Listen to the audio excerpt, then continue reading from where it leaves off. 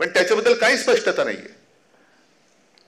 आणि एकूण जर का बघितलं की कायदा कशा पद्धतीने हे वापरू शकतात, आज पेपरमध्ये बातमी आहे त्या वसई विरारच्या माजी आयुक्तांना अटक झाली का? त्यांच्याकडे रोकड सापडली. बरोबर आहे. मग मंत्र्याच्या घरी रोकडीची बॅग दिसली त्याला का नाही अटक होत? त्याला का नाही अटक झाली? त्याला समज देऊन सोडून देतात, अरे अशी बॅग उघडी टाकू नको, पुढच्या वेळेला बंद ठेव. मग मला कोणीतरी विचारलं की अहो यांच्या घरातला व्हिडिओ कसा आला असेल हो? म्हटलं आतापर्यंत मी ऐकलं होतं की भिंतीला कान असतात, आता भिंतीला डोळे आले. आणखीन काही दिवसांनी भिंतीला जर का तोंड फुटलं तर मग आणखी काय खरं नाही.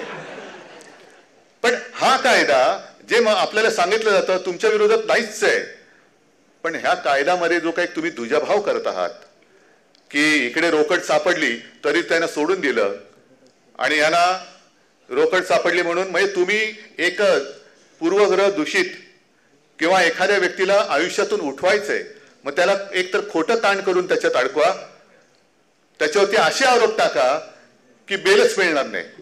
आणि मग न्यायालयासमोर जेव्हा ते प्रकरण येईल 1 वर्षाने 2 वर्षाने 3 वर्षाने, तेव्हा त्या तपास यंत्रणा सांगतात आमच्याकडे पुरावे नाहीत, यांना सोडून दिला तरी चालेल. ह्याच्या आयुष्यातली 3 वर्ष 4 वर्ष काय असतील ती वाया गेल्याची भरपाई कोण करणार?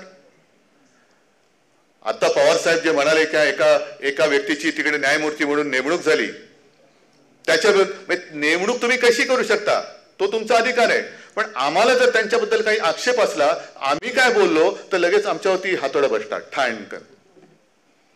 पण काल मी माझं आपल्या मार्मिकच्या वर्धापन दिनाच्या निमित्ताने जे काय बोललो की सध्या काय झालंय, आपलं लक्ष भरकटवलं जाते. म्हणजे लक्ष भरकटायचं, तुम्ही बसा तिकडे बोंबलत, आम्ही आमचं जे काही इप्सित आहे ते साध्य करून घेतो. मग कोण कबुतरांच्या मागे लागते, कोण कुत्र्यांच्या मागे लागते.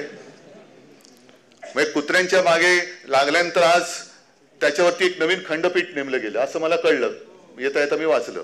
मग तत्परता ही बघा कशी. सुप्रीम कोर्टाला मी धन्यवाद देतोय. मग काल आपल्या सरन्यायाधीशांनी सांगितलं की याच्या पूर्वी एका खंडपीठाने याच्यावरती निकाल दिलेला असला तरी मी स्वतः त्याच्यात लक्ष घालेन. कुत्र्यांच्या बाबतीत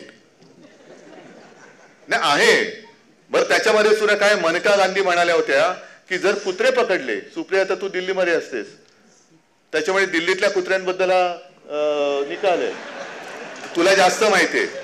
मेनका गांधी अशा म्हणाल्या, अनिल पण असतो म्हणा आमचा, की रस्त्यावरचे कुत्रे पकडले तर झाडावरची माकडं खाली येतील. त्यांचं तसं बरोबर आहे.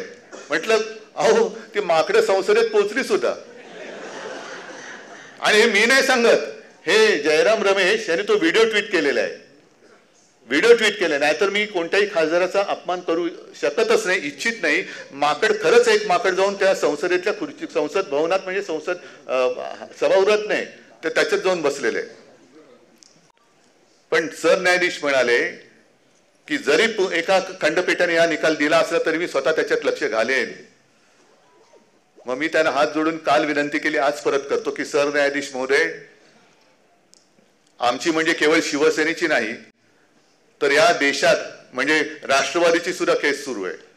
दिवसा ढवळ्या पक्ष फोडला जातोय, पक्ष चोरला जातोय. ते तुमचं शेड्यूल 10 का आर्टिकल 10 का काय त्या संविधानात आहे की नाहीये दिसतंय, ढळढळीत दिसतंय.